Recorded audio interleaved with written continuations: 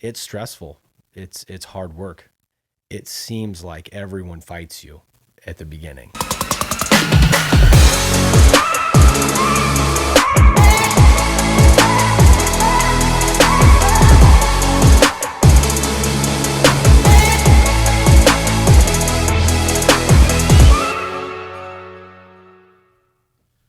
So one thing we'll need to do is just try and keep the mic somewhat close. Like, Give me 2 seconds. yep, just so I can line it up later.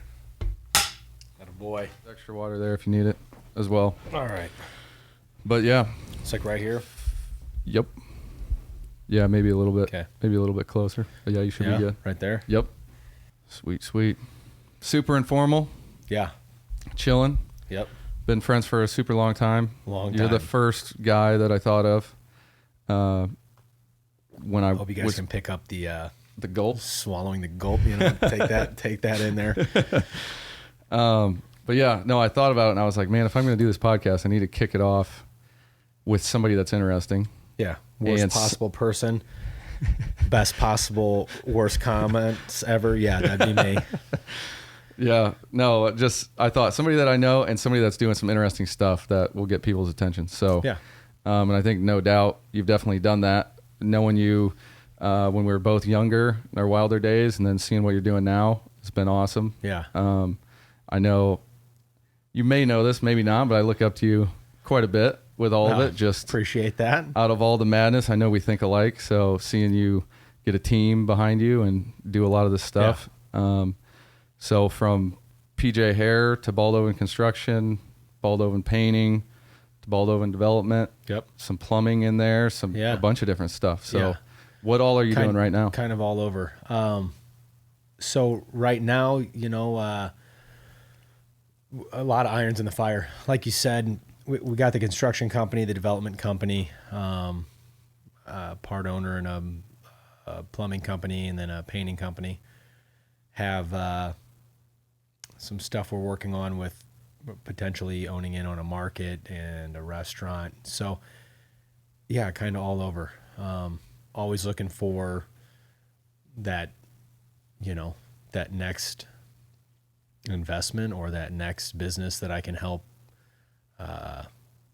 you know, streamline their processes or help them get out of a bit of a troubled spot. You know, a lot of guys, they can, great ideas, know their industry really well, might not have the best business acumen. Sure. So try to get in there if they need some help and kind of get them some of that, the back end. That's how I probably get in on a lot of stuff. Help them on that backside. They might not know how. They might not know how to like do the scalability, Sure. or even what they want. A lot of them are just indecisive. So just help with that. So I'm always trying to look for that. And then obviously developments. So we're looking both in Peoria, out of the state. We're kind of all over on that one. So you're saying there's a lot of people that are killer at plumbing, but maybe they don't want to manage the people, or they don't necessarily have their head around their finances or who they should be targeting or whatever. And you see that skill in them and it's like, hey, let me help. Let's get some structure here. And yeah, a lot of it is, it's exactly that. They know their industry so well, but they don't. And a lot of it comes down to, what do you want? Like if I asked you, like, what do you want with your business? You know, let's say you make baseball gloves. You know, what do you want? Well, you just want to sell baseball gloves, but you want to make the best one. But there's so many avenues you can travel down. Maybe you make the best single glove for one position, or do you want to supply all the gloves? Yeah. What market do you want? Do you want South America, Central America? Do you want North America? Like, do you want softball? Is it baseball? Like, there's so much you need to look at. Do you want to be the largest or the best? You know? Do you want to be premier? Do you want to be mass produced? Do you want to be the best glove at Walmart? Do you want to be the major league glove that do you want only to be the top players MLB? have? Yeah. And so it's a lot of that is like trying to find, you know, and even just when I do business consulting, whether or not I have ownership in the company or not, it's what do you want? What do you want to be? A lot of people don't know. They just want to make money. Yeah. And it's hard to position your company or maneuver your company within its industry if you don't know what you want to be. Yep. So putting that thought process in and making them answer those questions, that's a huge, that's the biggest hurdle, is like, what do you want? I'm sure sometimes they don't have an answer right away sometimes. No, but it's never. like you have to get further, you have to ask that question. And it's not a right? question that someone can answer in 5 minutes. Yeah. A lot of these people go home and they think about it for weeks. But what do I want? Well, I just want to like survive. I want to pay for my house, my car, my kids, my wife, you know, 2 dogs and a parrot or something. They just understand survival. Yeah. You have to be like, well, what do you know, you're trying to scale. You want to be a bigger company, but you don't know how to manage the people. You don't, a lot of people are just doing it on QuickBooks. They don't have an accountant, or they don't understand the different tax structures, and like, you know, they make it a company, they don't understand the tax structures, so then they structure their company wrong, and then at the end of the year they get hit with different taxes. Like, there's a lot that goes into it. They got some momentum, but there's things that is going to knock them off course somewhat. Yeah. I mean, so the main thing, these will pretty much be called how it all started. So take us back to maybe even before Baldovin Construction. Oh yeah. How did that start? Well, I can.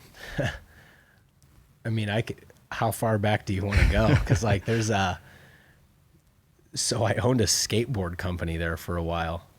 If you even go back further than that, like, I mean, you could go back. Grade school or high school? Let's say. What was Casey's go brain back doing all the back way. then? My mom will be proud of this moment. So, which even to this date, she gives me a lot of crap. She sends me like little, like, oh, developer Casey Baldovin, and then like laughy faces after it. So I love when my mom digs at me. Like, I met her at the Christmas party. Yeah, she like can't get over the fact that I'm doing something other than just goofing off all day. Yeah. So I was in grade school, and we lived on the Nebraska and Jefferson was a very hot corner back in the day. That was like, if you were going to drop a mixtape, it would have been in Nebraska and Jefferson. What's on that? Lincoln School's right there. But I mean, it was just busy street. Yeah. So I was like, I'm going to have a lemonade stand, but I'm not just going to do a lemonade stand. Like, I'm going to have ice. I'm going to figure out my margins here. I had 2 of my buddies kind of worked for the lemonade stand. And I had that for a couple years, made a lot of money at that age. You know, my mom would take that money, like, put it away, because I would have just gone up, rode my bike to Dan's card loft. I would have bought every Jose Canseco rookie card I could find, and that would have been the end of my money. Right now I'd have like 340 Jose Canseco rookie cards. Couldn't sell one of them. You know, so she was kind of smart about that. But it started there. Like, at that age, I loved business, and I loved like understanding my employees, and they weren't employees, they were my buddies at the time, but like, I paid them every day. And like, I understood that buying lemonade packets at Kmart, I couldn't buy enough, or like I couldn't buy them bulk for the, you know, my mom had a Sam's Club card at the time, so I thought, there you go, like, boom, I was the distributor. Oh, dude, I was living high. I was like, man, I'm buying like 400 packets of lemonade. I'm like, my margins just increased here. I'm like, making more money. I can pay my guys a little bit better. Get another Canseco rookie card. Mom divvies out the money every week. So it went from that, and then I got into like junior high and high school. And junior high, I started on the caramel apple suckers. Like, I would sell those in study hall and out of my locker. Really hard on your teeth. Yes, terrible for your teeth, dude. Like, close your jaw, like pulling fillings out, man. Like, they were terrible. I probably like increased fillings for dentists in the Morton area there in my junior high years, because I was selling those things left and right. But I'd sell them out of my locker, and then at study hall, and then I just started kind of like, since I had Sam Club's membership, my mom did. I just go to the vending machine and see what they sold the most of. If it was Snicker bars, I just started selling Snicker bars out of my locker. So I guess at a young age, business and understanding markets and the fluctuations in markets were something I was probably, I wouldn't say good at, because I don't think I'm good at anything, but like I understood it at least enough to I never did a lemonade stand, because I don't know if you've been back to where my parents have. Yeah, you wouldn't have sold any lemonade, dude. Your dad would have bought it. But me and some of the neighbor boys, I had this old teepee that was made in the same way Native Americans make it from Creve Coeur. My grandma ran like Fort Creve Coeur, so rendezvous days, all that stuff. So I had this legit teepee. It was like super awesome. So we call it the teepee market. And then I had a little like sterno, like military stove, because we're always buying used military surplus as kids, playing out in the woods. But so I'd cook up hot dogs in that, and then we'd have lemonade and stuff. We call it the teepee market, but it was just in the yard back there on the gravel road. But we were super young. But then when I was older, I guess it was probably right before I got my license or something, which was like my freshman year of high school, I wanted to do detailing. So I did that, and the funniest part of it was I had a one pager that I had designed up on something. It was before I did any sort of design stuff, and it had the packaging, the packages that you could get on there. The funny thing is like, I don't even know. It was before I got my license because I couldn't drive yet. Because I remember, I think I rode my bicycle down, and what I did is I put these one-page sheets in everyone's mailbox. Oh, and then I got a call from the postmaster, find out that's like can't do that. Major no. But I mean, when it came to marketing and connecting people, I was right on it. It was a no-brainer. So he called me. He's like, the mailman took them all out. Like, we have them. You can come pick them up, but like, don't do it again. So, I mean, I thought the flyer looked pretty good, but I'm guessing he realized that I was probably a young kid. Yeah, I gotta start taping them on the door at that point. Yeah. But it was so funny because I would detail their car at their house, so then I'd have to be like, hey, do you have a hose? Like I would bring. Do you have half the supplies? I have the skill set, but do you have a hose, water? I'm gonna need a sponge. Can you go pick up the wax? Yeah. So then it's just awkward because you got like some old lady or somebody just looking out the window while I'm washing their car. Yeah. It's not the ideal detailing setup, but it works. Yeah. Yep.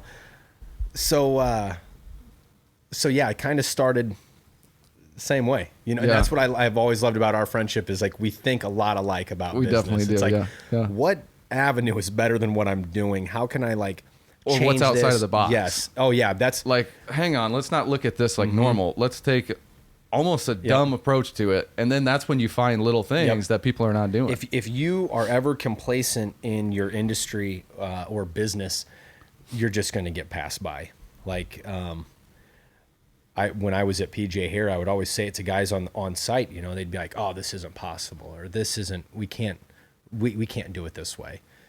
It's like 4,000 years ago, we were building stuff with like stones and tools with like wooden handles with a rope lashed around it. Like, I think we can figure out how to think outside the box here, boys. If we stop going into it with this negative attitude where we're already defeated or it's not possible, we can actually find these solutions. And that's what I love about innovation and like some of the people in business right now is that it's not impossible. There's a difference between expensive and not, impossible. Like mostly everything you encounter in life is going to be possible. It's just whether or not we have the technology at that moment or it's too expensive. Yeah. People like cross those lines like, oh, it's impossible. Like, probably not. We could probably build a building on the moon if we want to. Just, it might be very expensive, but it's not impossible. Those are some of the most fun projects, I think. Probably the same for you is when you find somebody that wants to do that crazy thing and you're like, no, we can do this, and you quote them on it and then you do it. I mean, I don't. It's just, do you want to spend the money or not? Yeah. Yep. Yeah. No. And that's. But those people that you find there, they're the ones that kind of help lead that push. They probably don't even realize it at the moment. Some of them will, but like they want something. They want it because they want it's in their brain. It's like consumed them. They want that. Yep. So they'll do whatever it takes to get there. And we're those people, but it's like we're helping to create something in our own system. These people from outside that will pay for something, they're trying to like, get that next, they're trying to find their way, what they want. It allows us this avenue to innovate really on their dime. Yeah. But like it allows you 100%. To change. It's very nice. It allows you to change things within your own industry. And to me, that's huge. Is if you can have an impact on an industry, no matter how small it is, if you can change something or you can make it better or more streamlined, more efficient, yeah, you're you know, you've made an impact, because so many of these, I mean, just look at the fall of box retailers, man. Like, that's an industry 60, 70 years, 60, 60 in its prime, 70 years box retailers, man. Yeah. They're dying. They're dying. And you know, I look at those CEOs, the last 20, 30 years, you could see the writing on the wall.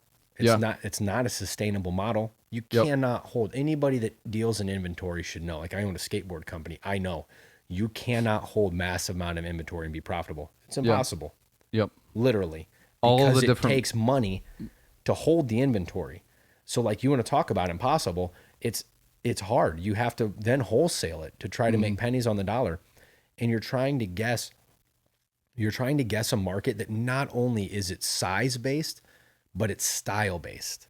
Yep. So, like, it's what's trending now. You never know that market. You try to push the market by marketing, but you don't know it. And so, the only ones that win that are the ones that control the trend as well. Like, there's, you know, Kylie Jenner. Yeah. She is her own media outlet. So if she says something's cool, everybody's going to follow that. And if you don't have that, if you're not that size, you can't influence. You can't really influence the style in a major way. You know, it's like the largest surf brands, or you know, American Eagle, or clothing brands. Like, they try to push that next year's trend. They hope they hit it. Yeah. But, like, if you don't, and your sales go down, you're just left with raw inventory. Yep. They send it to TJ Maxx. And so, like, you look at Circuit City, you know, all these box retailers that started going out of business. And now you look at, like, what the uptake in small retailers is. The demographics changed. Our parents, they want to pull up to somewhere in a parking lot. They want to be in the first 5 spaces, and they want to walk inside. They want to bitch about everybody that works there, their lack of knowledge, the lack of help they get. They want to know right where they're going. They want to pick it up, not wait in a line, and then come out. Those are the same people that want to gripe about. They're the same people that go to Chicago, don't mind walking, don't mind waiting, but when they're here, they don't want any of that. Yeah. It's a very contradicting model with those humans. They're a hard demographic to understand. I think it's all, I mean, we're kind of right in the middle of that change, because we remember that. And then, you know, kids that are 5 now are going to be completely different world. 15, they don't understand what they're like, the difference. The 15-year-olds now, man, they know smartphones like they were born with it. It's like their babysitter now. Yep. You know, we had outside. And we baseball. didn't, I mean, I feel like we had access to a lot of information, but it was not at all what it is now. Here. Yeah. You know, I tell the guys that work for me, you know, they'll call me with a question about something, and it's like, am I your last resort for this answer, or am I your first ask? And because, like, everything that man has ever found. Don't get me started about people asking you dumb questions. Literally, say Google it right there. Like, everything we found and have, like, scanned into existence here. Yeah, you can just look for it. Yep. So you call me because you're lazy, which, you know, I get. But some people, and I even hate that too, with some people that I know that are young that are, like, already getting off of technology, and I'm just like, oh man, like, good luck with that. You're significantly shooting yourself in the foot. Oh, big time. Like, major. So, like, we've got these, well, you know, superintendents in our construction company, and some of them are older and some of them are younger, and you know, if you can imagine how technology goes over there, bud. Some are like, how do I open an email? And I'm like, oh my God. But you're so smart at what they do. Yeah. You can't not have that experience on the job too. How they work. It's just that technology. So they'll have some young kid on the job, like, open their emails or figure out some app that we have to make our processes more streamlined. And you know, you got to take the good with the bad, man. So, like, it's all a means to the end is what I tell myself. But, so, how many employees do you have now? I think between all my companies, I have probably 30-ish. How long ago was it just you? Be 2016. What are we in now? 2020. Yeah. So March of 2016. So I almost left and 4 went out years. on my own. Yeah. Before that, you were at PJ Hair. Mm-hmm. Yep, And then how long were you doing the construction stuff before then? So really, I've always had, in a way, Baldovin Construction. Sure. So I've been doing side work and small jobs on my own or room additions. And then I've always kept that open, kept that going. But as I saw, like, if I'm sure if you would ask some of the people that I worked under at PJ Hair, as far as like senior project managers, the owners, I was probably difficult to work with. Sure. A handful, mouthy. No filter, for sure. No filter. That's been consistent the whole time I know you. Yes. So, I wanted to do things. If I thought something was an archaic way of doing it, we're changing it. And I didn't want to hear otherwise. And so I know I was very difficult to work with there. I appreciate their patience. I also didn't think I was going to work there for as long as I did. So it was like one of those deals where you know how you get, like, when I was young, 21 to 23, man, full of piss and vinegar. I was like going to take over the world. Started a skateboard company. Yep. Working at PJ, had my little company on the side. I'm like, dude, I'm going to do big things. I'm leaving. I'm going to be here 2 years. Packing it up and heading out west. I'm going to be gone. I'm going to make it big. And then life hits you and you don't. Yeah. The market crashed shortly after that, and I got jammed up on some house stuff, and you're just trying to survive at that point. Yeah.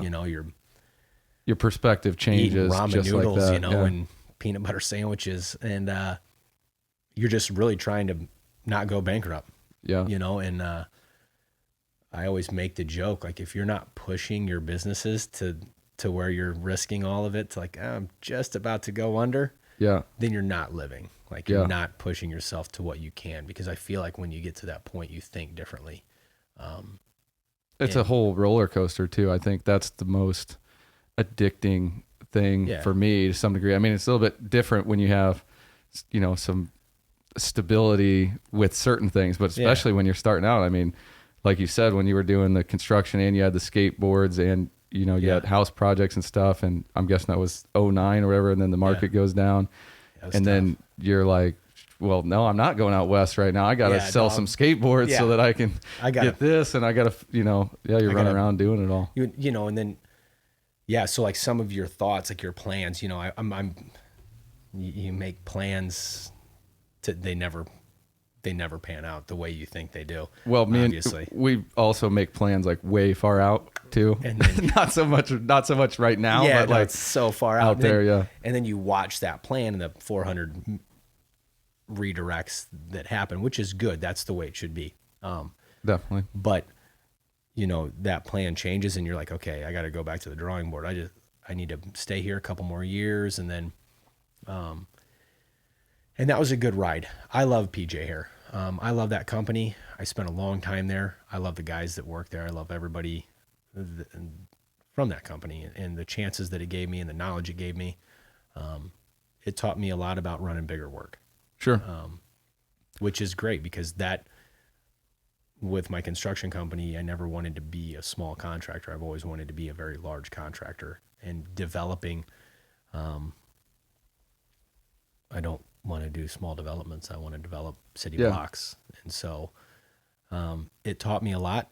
I just probably stayed there too long, but you'll have that. Yeah. And, but then when you leave, regardless of like how long it is or isn't, I think everything in life is the time it needs to be. Like, my duration there brought me to where I'm at now. Yeah. If it was 3 years earlier, I might not be making the same decisions or the same plays that I am now. Yep. It brought me to where I'm at. I'm thankful for every minute I spent there. I think every minute at C-Core Construction or Two Brothers, like all of those times taught me certain things. allowed me to evolve my own business practices, my own practices within myself. And, I'm big on, I hate the word boss. Like it is grinding. Like if you want to be very negative. boss, you're not helping anyone. Something big in my company is, I don't want my superintendents. I don't want anybody inside my organization to be a boss. They need to be leaders. Sure. You need to lead people. You want people to want to follow you. They want to be a part of what you're doing. It doesn't matter if you're the receptionist or you're the CEO. You need to be a leader no matter what. And all of those places taught me a lot about how I wanted to be. I would take positive and negatives from each place and mold that into what I thought I would want to be as a leader. And so it taught me a lot. I know, you're leading with that vision, and we've talked a couple of times about that. In a few times we've gotten dinner and stuff like that about the vision, the structure from your vision through those different businesses and the different people and city leaders and whoever else you have to work with. Take us through what your vision is for the warehouse district. I mean, you walked me through 3 years ago or something, maybe. Yeah, when I first... You came down this abandoned building with, grass growing up, and, you said, "Here, look in here, we're going to do this and this." And I'm like, all right, and then next thing you know is like driving by, there's more trucks parked outside. And then, I mean, all those buildings are so cool to see because, and I tell people this all the time, there's a lot more buildings that have been sold and are being developed inside before the outside is before done. The outside goes, So all of a sudden it just pops up. Yeah. And a lot of people don't realize how long developments take. Man, they take a long time. Even before you start touching the building. Before you ever break ground. I got a lot of gray. And it's not because genetics. It's stressful. It's hard work. And it seems like everyone fights you at the beginning. Like it feels like specifically in this area. Sure.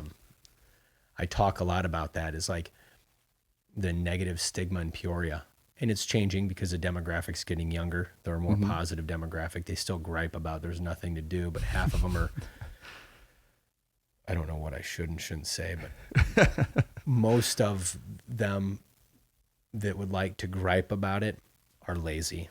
They don't want to get up and look at what is available to do. They're not necessarily in a mindset to be a leader to help create that change. Dude, you can show them, you can be a leader and show them where to go and what to do, and they still won't do it. They don't want to be led to anything. They just want to gripe. They just want to not be happy where they're at. I could probably put them in Nashville with a million things to do, and they would still find something negative to say. Yep. That's tough. Mm-hmm. Peoria's a weird model. We all know that. It's why it's like if it plays in Peoria. It's weird, but it's also awesome in so many ways. I like it for business. Yeah. Because if you can make it here, you could go anywhere and make it. And the other cool thing is there's not a lot of people in each category either. So like you don't have like 18 other companies that you're competing against in Nashville that do the exact same thing that you want to do, right? Like you're known for the warehouse district buildings, even though, you've done residential, commercial, you've done all kinds of different stuff, but everybody knows that's your zone. I mean, not only are you, camped down there 24/7 brainstorming it all up, but, it's that was wide open, right? There was other people had looked at it, and I mean, it started with 401 Waters. That guy started like 20 years ago. That was that Huber, the first building? Yep. And then Pat Sullivan. Those two both have like left a huge legacy down there. Yeah. And it's because of them that we're able to do this now, but no one's ever gone down there. I mean, they have, but like right now there's not one unified person or group like this is what we're going to do. Yeah. So that's where like I kind of stepped in. It's like, look, I'm going to buy the buildings down there at the block, what we call the block now.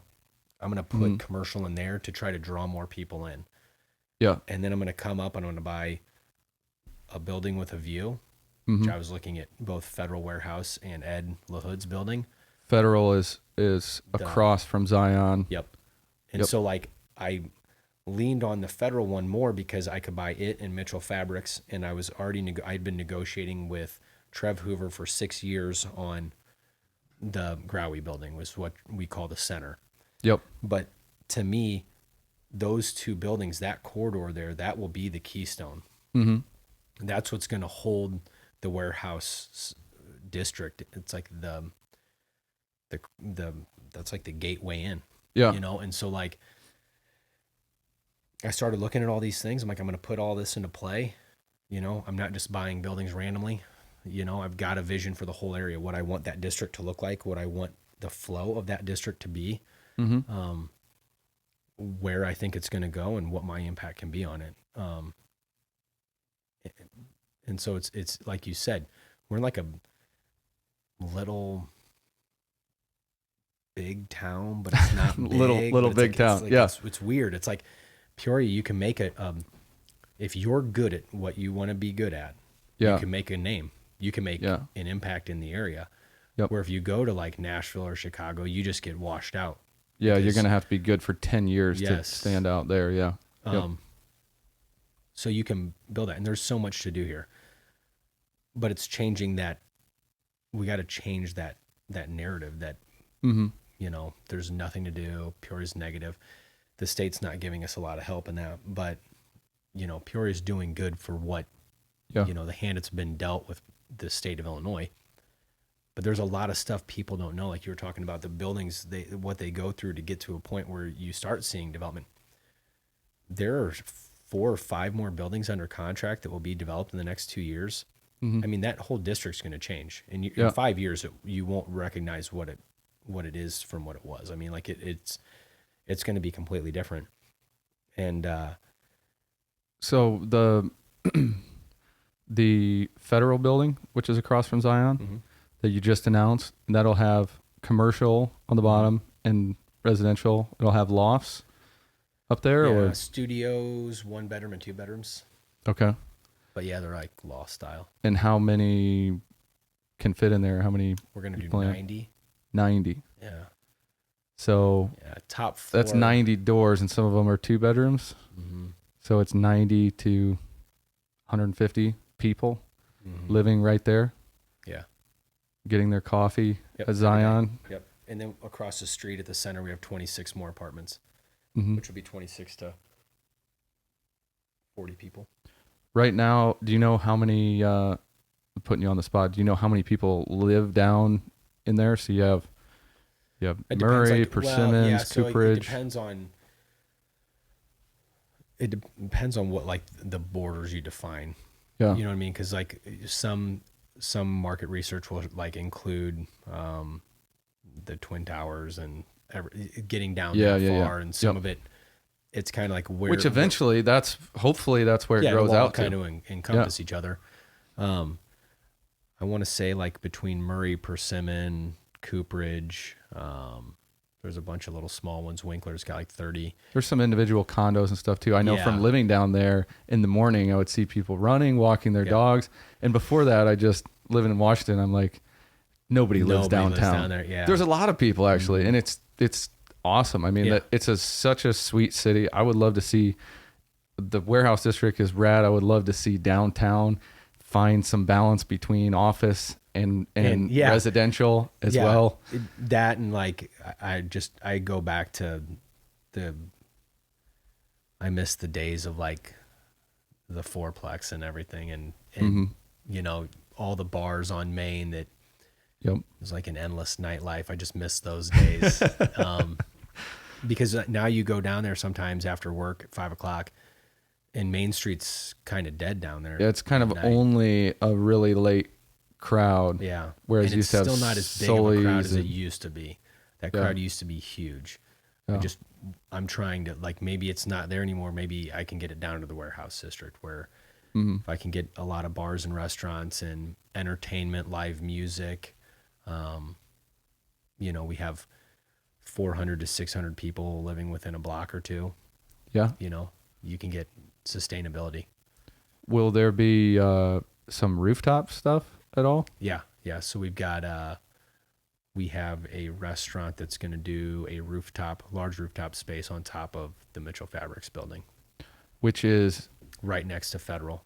Right, kind of behind it, right south of the Federal building. Yep. Okay, gotcha. Directly across from the center. Because that's just cool, you know. I mean, it's Central Illinois is definitely tough for indoor, outdoor space, all that. But it's like we're going there when it's nice out, right? Like we take advantage of those nice days. And it's hard. When we first started on the Federal, it was like, oh, we'll put a rooftop space 7 stories in the air. That'll be huge.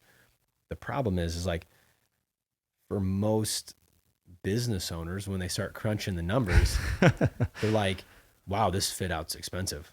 Yeah. Like you have to make it a 4-season space then if you're going to put it on that rooftop.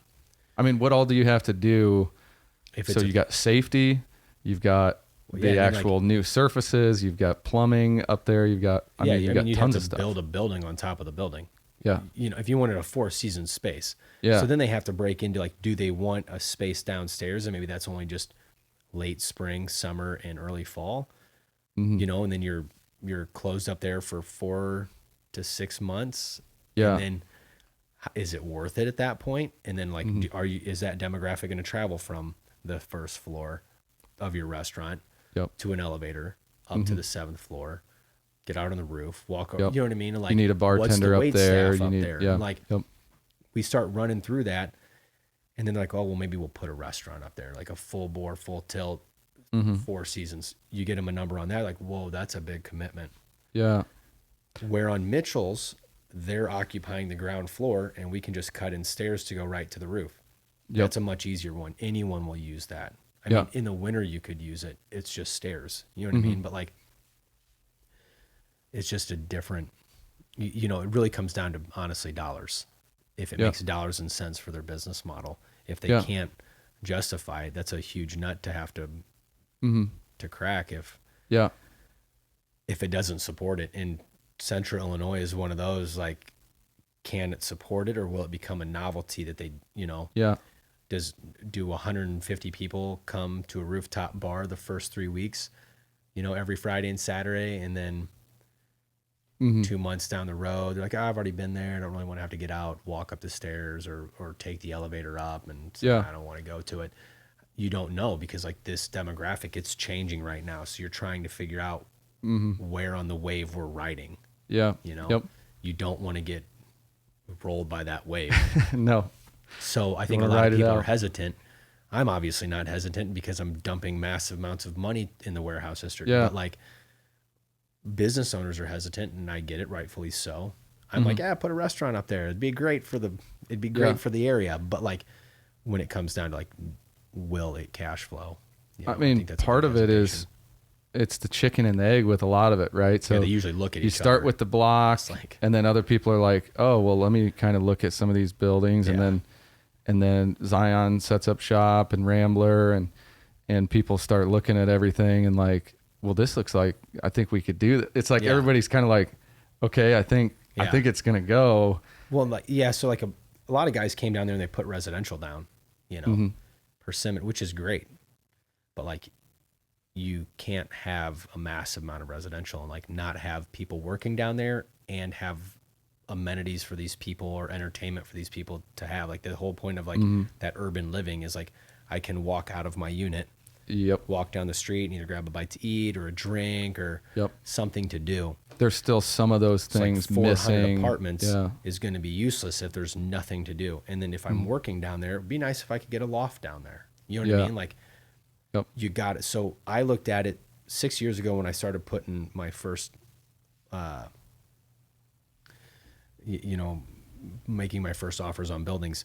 I looked at it as I was going to go heavily commercial, because a lot of the places I'd traveled both in the U.S. and abroad, it was a huge mix, like warehouse districts, old buildings with commercial spaces where people were working and going to lunch in the immediate vicinity, and then catching a happy hour after. There'd be a lull, and then at dinner and drinks time, bam, it'd pick back up. Yeah. Whether it was people that lived down there or people traveling in. Yeah.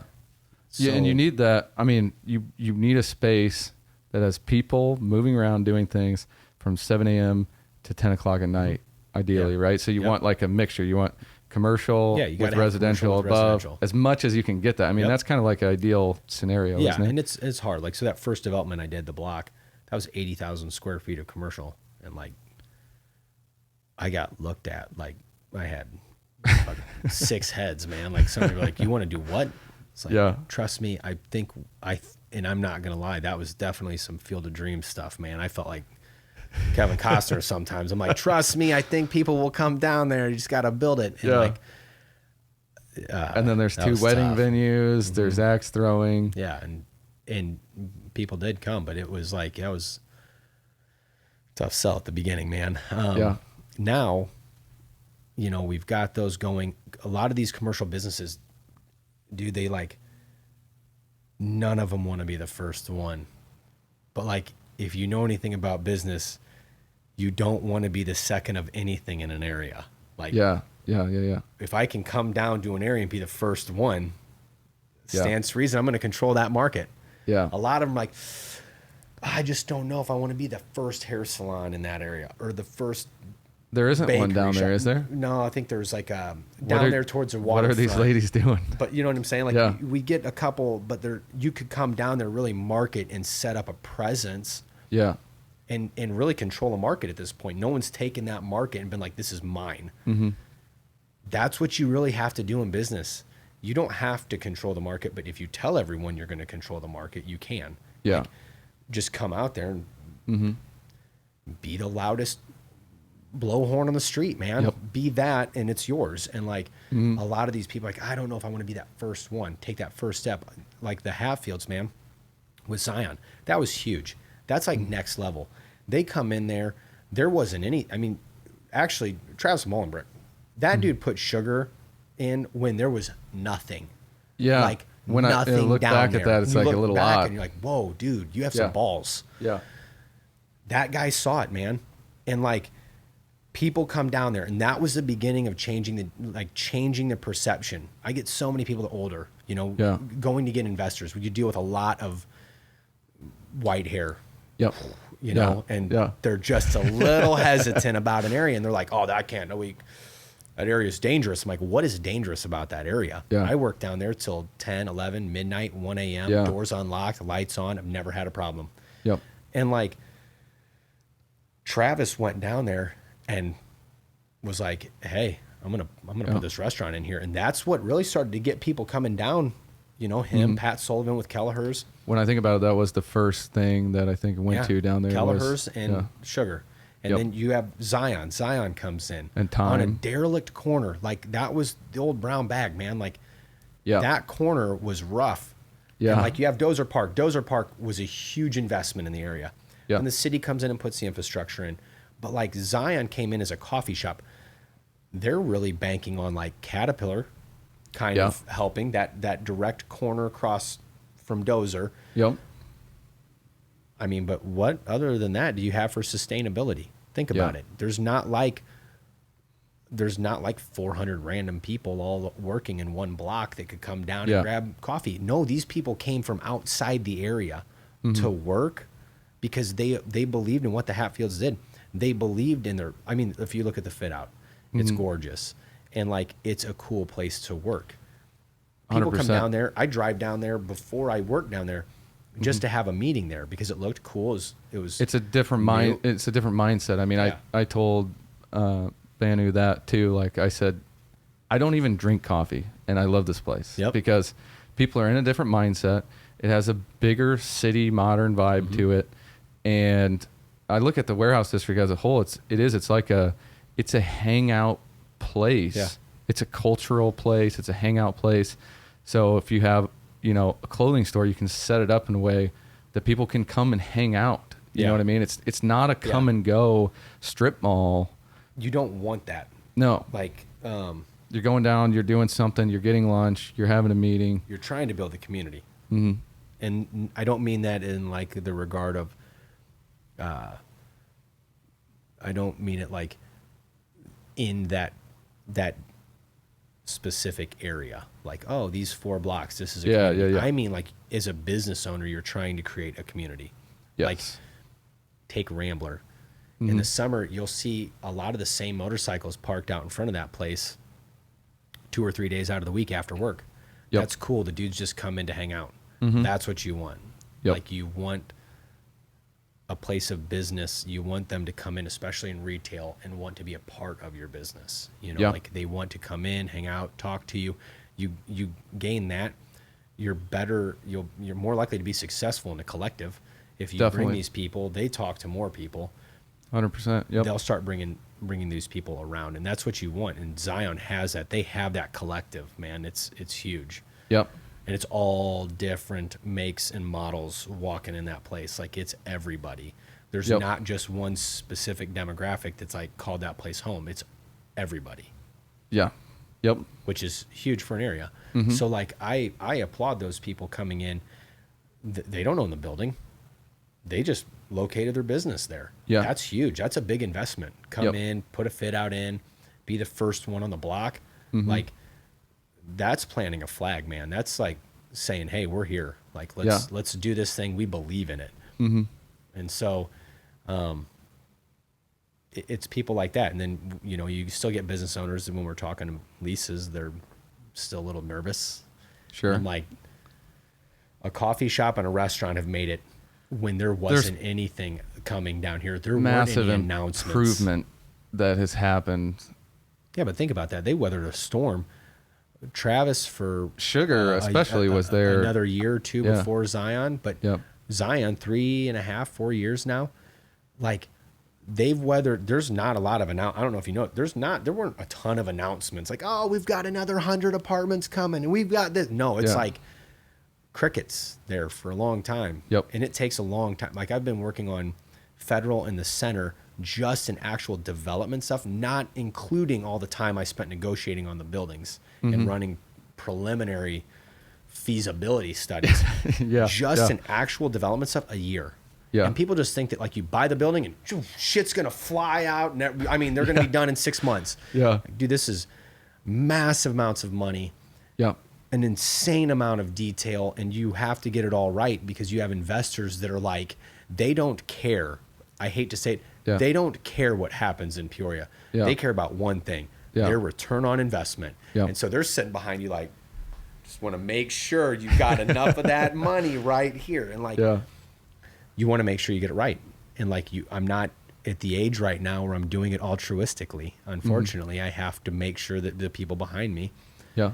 have money. My companies, that's something different. That's all me. I don't have investors. I don't have backing. It's me. I went dead flat broke starting my companies and buying buildings. Yeah.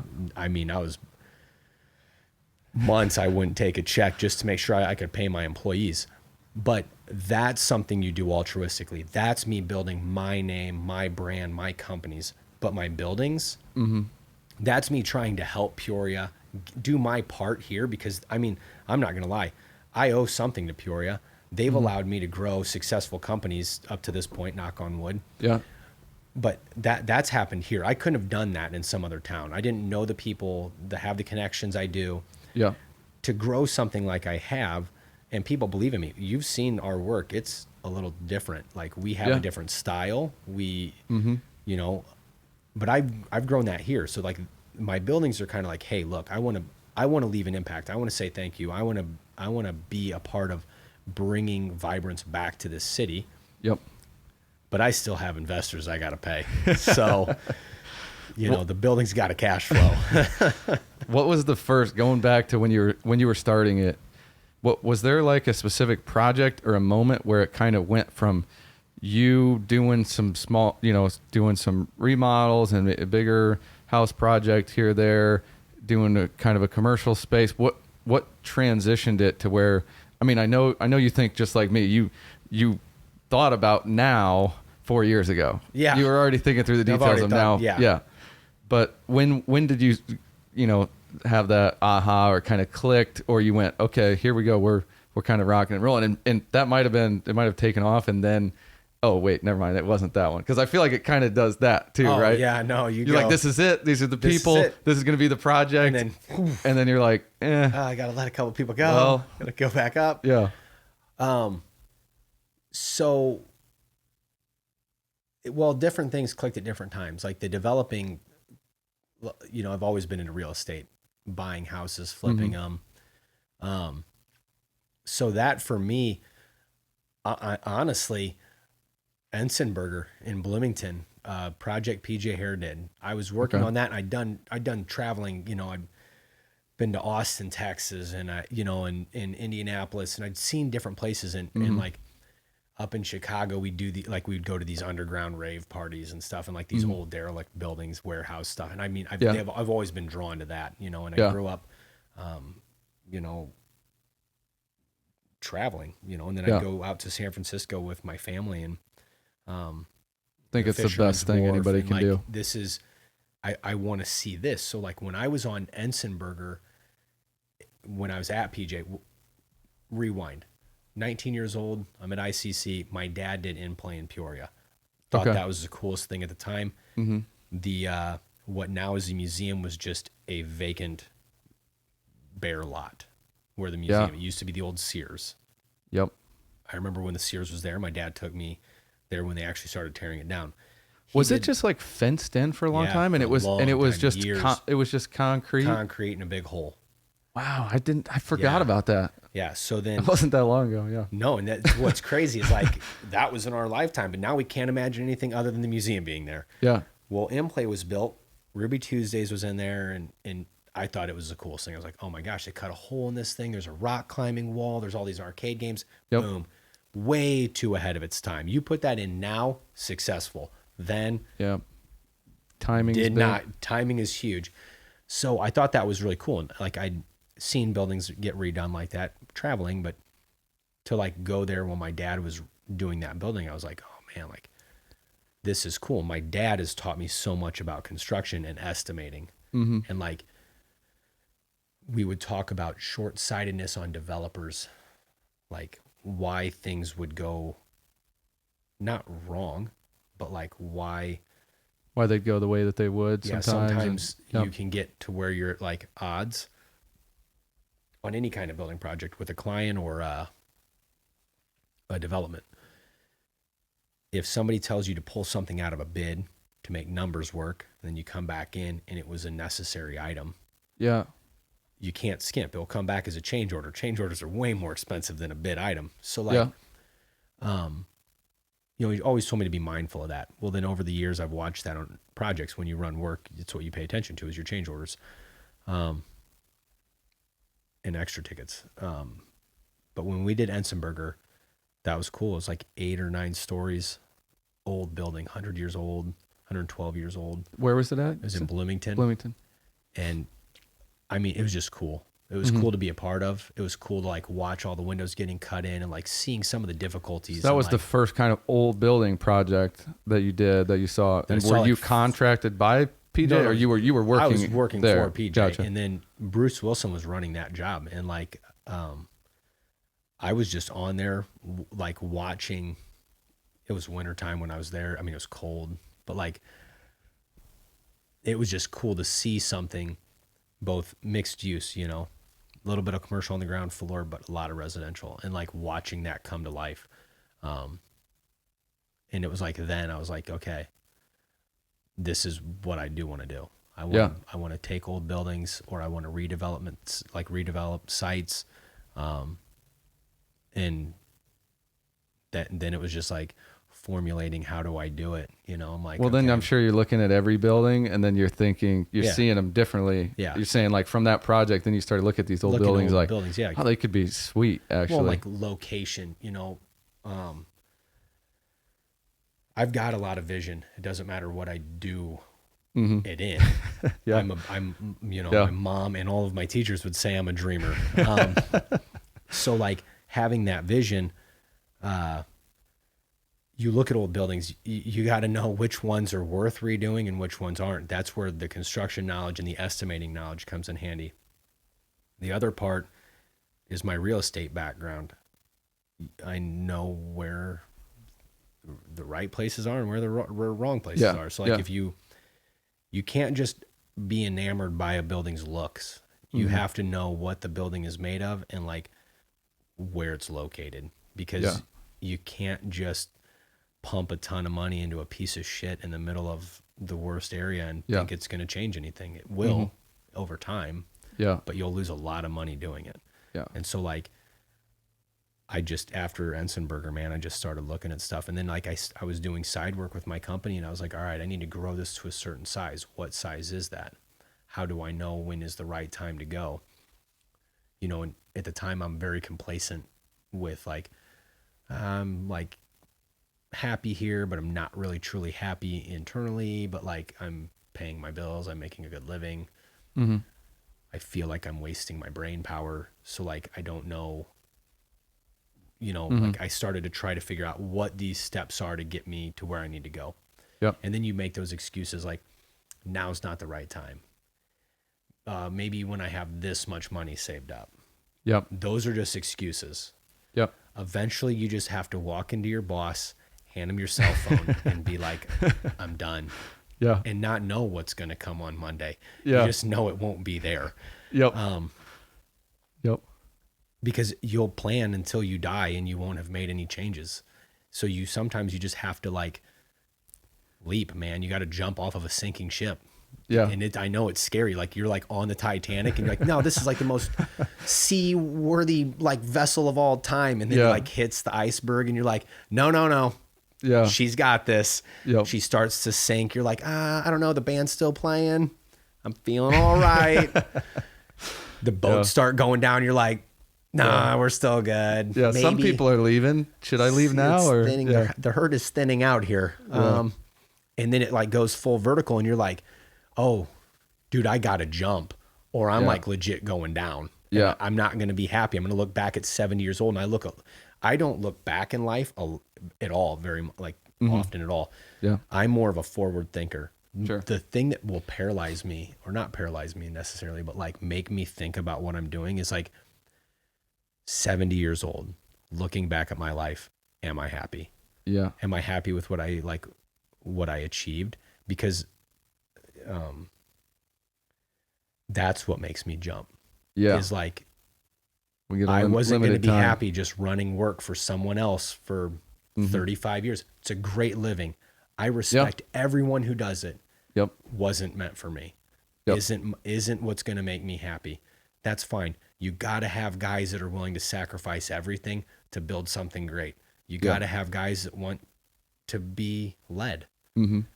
Yeah. I'm willing to sacrifice everything to achieve what I want in life. And I mean everything.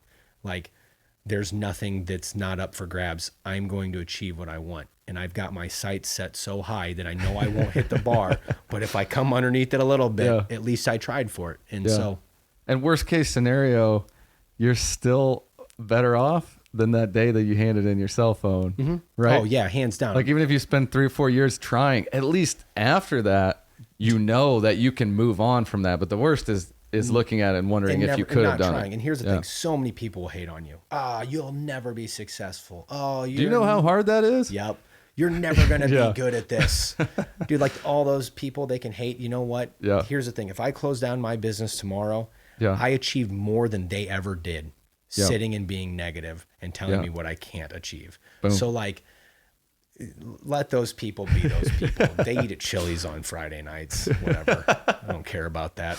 You can't let those opinions like weigh you down or even have any impact on your life. You have to do what's right. For me, it's like, if I'm 70 years old, where's my name? Like children, I get asked 2 questions a lot. Do you want to have kids for your legacy? My kids wouldn't be my legacy at all. My legacy is providing a very good quality company to give guys the ability to have a good life, sustain a great life for their family. That's a legacy that I want to leave behind. I want to build a huge company in my lifetime. A lot of these guys accomplished contracting companies over 50 years. Their kids are buying them out now. I'm creating something from the ground up on my own with no financial backing. My knowledge and the fact that I want to pay my guys well. I want to give them a good place to work. And you want to challenge them. You want to push them. Yeah. And then I want to build large developments. So my legacy isn't just Peoria, Illinois. I want to take my name and my companies and my developments and the ability to give these people a good livelihood outside of the state of Illinois. That's where that's where our vision is. That's what what it is. And so, yeah, is there any of that in the works? Yeah. We've, I would say, we're fair enough. I mean, that'll be on a later episode. Yeah. I could talk all day about that one. No. Wrapping it all up. What impact do you want to have on Peoria? What would you like to challenge people to do? I'm sure it'll be kind of unique, curious people in the area that watch this anyway. So what would you challenge them with? What impact do you want them to have? What do you want people to know? Well, I mean, on Peoria, like I think my challenge for people would be like to get up and go do stuff. Like stop being negative about the area. Peoria's not that bad. You could go move anywhere. You're going to find it.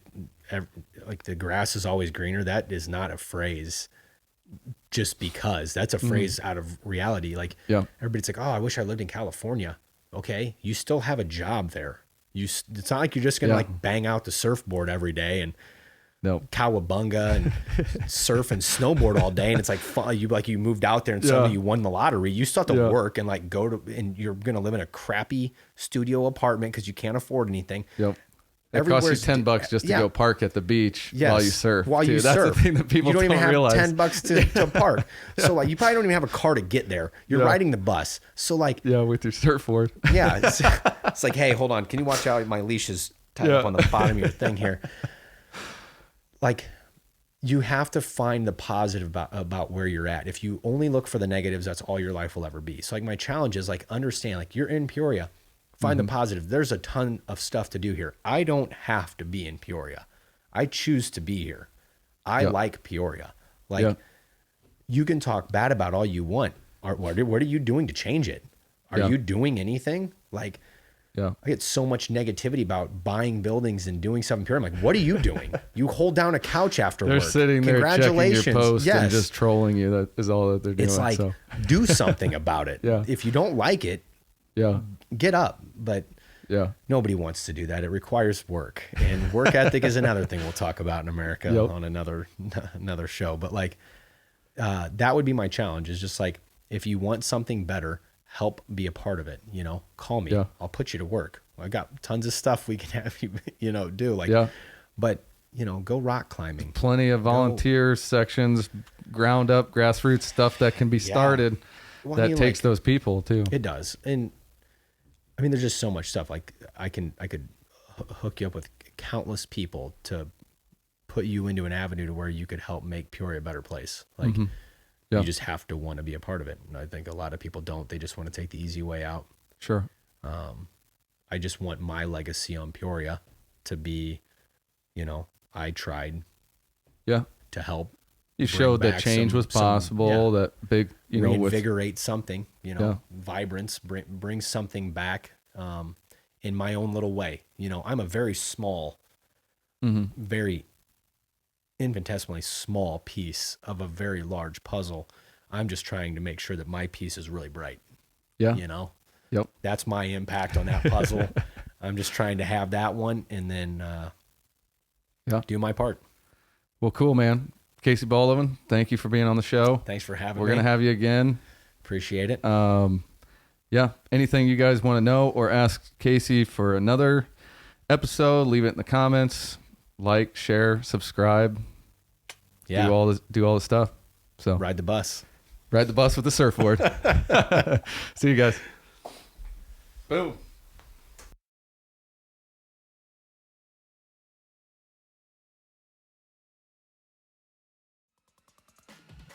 Hey guys, thank you so much for checking out my videos. Don't forget to hit the subscribe button. There should also be another video up next. Check that one out. Leave a comment. Do what you do. Have a good day. See ya.